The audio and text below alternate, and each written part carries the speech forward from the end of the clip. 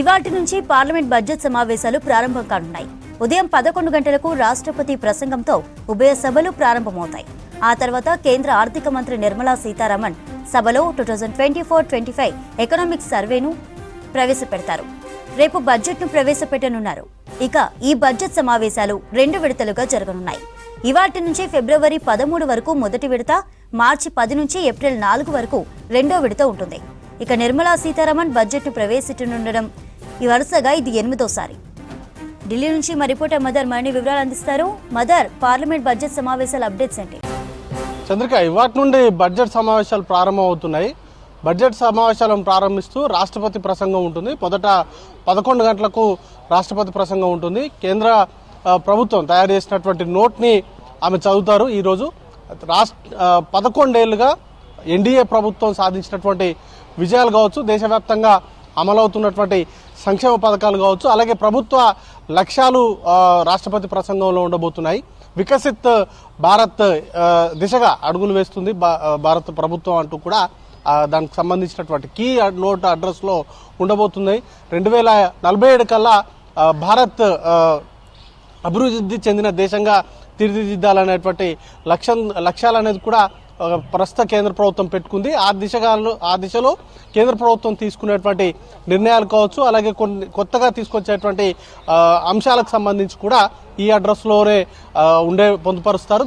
దానికి సంబంధించి రాష్ట్రపతి ప్రసంగంలో ఆమె ప్రసంగిస్తారు.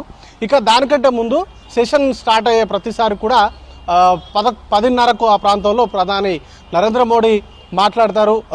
సభ సజావుగా సాగేందుకు ఎంపీలందరూ కూడా సహకరించాలి. బిల్లుల విషయంలో కీలకమైనటువంటి బిల్లులు పార్లమెంట్కి వస్తున్నాయి కాబట్టి సజావుగా పార్లమెంట్ సమావేశాలు జరగడం, అలాగే బిల్లులు అనేది కూడా దేశ అవసరాలకు ఉపయోగపడేటువంటి నేపథ్యంలో వాటికి ఆమోదం తెలపాలంటూ కూడా ఆయన విజ్ఞప్తి అనేది కూడా చేస్తారు. ఇక సెషన్ స్టార్ట్ అయిన తర్వాత రాష్ట్రపతి ప్రసంగం ముగిసిన తర్వాత పార్లమెంటు ముందుకి ఎకనామికల్ సర్వే అనేది వస్తుంది. ఈరోజు 12 గంటలకి లోక్సభలో నిర్మలా సీతారామన్ దీన్ని ఇంట్రడ్యూస్ చేస్తారు, టేబుల్ చేస్తారు. ఆ తర్వాత 2 గంటలకి ఇటు రాజ్యసభలో టేబుల్ చేస్తారు. దానికంటే ముందు ఇటీవల మరణించినటువంటి మాజీ ప్రధాని మన్మోహన్ సింగ్ సహా మాజీ ఎంపీల మరణాలకు సంబంధించి సంతాపం అనేది కూడా ఇటు ఉభయ పార్లమెంట్ వాటికి సంబంధించిన సంతాపాన్ని తెలియజేస్తాయి. ఒక హాఫ్ అన్ అవర్ తర్వాత తిరిగి సెషన్ అనేది కూడా ప్రారంభం అవుతుంది.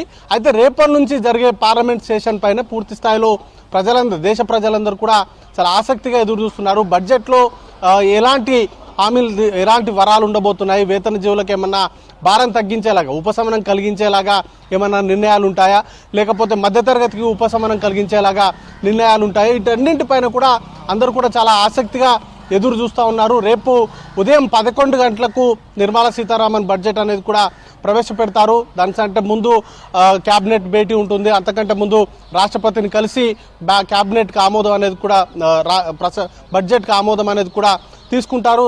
ఈ ప్రాసెస్ అంతా కూడా రేపు ఉంటుంది. ఈరోజు మాత్రం పార్లమెంట్ సమావేశాలను ప్రారంభిస్తూ రాష్ట్రపతి ప్రసంగం ఉంటుంది. దానికంటే ముందు ప్రధాని మాట్లాడతారు. తర్వాత సంతాప తీర్మానాలు ఉంటాయి. సంతాప తీర్మానాల తర్వాత ఎకనామికల్ సర్వే ఉంటుంది. ఎకనామికల్ సర్వే అనేది చాలా క్రూషియల్ రోల్ అనేది కూడా ప్లే చేస్తూ ఉంటుంది. దేశం యొక్క ఆర్థిక స్థితిగతులు కావచ్చు, లేకపోతే నెక్స్ట్ ఇయర్ కల్లా ప్రాధాన్యతలు ఏ విధంగా ఉండబోతున్నాయి, ఫైనాన్షియల్ గ్రోత్ ఏ విధంగా ఉండబోతుంది, జీడిపి రేటు, వీటన్నింటికి సంబంధించిన సమాహారం అంతా కూడా ఎకనామికల్ సర్వేలో పొందుపరుస్తారు. దాన్ని ఈరోజు 12 గంటలకు లోక్సభలో, 2 గంటలకు రాజ్యసభలో ఆర్థిక మంత్రి నిర్మలా సీతారామన్ టేబుల్ చేయబోతున్నారు. చంద్రిక.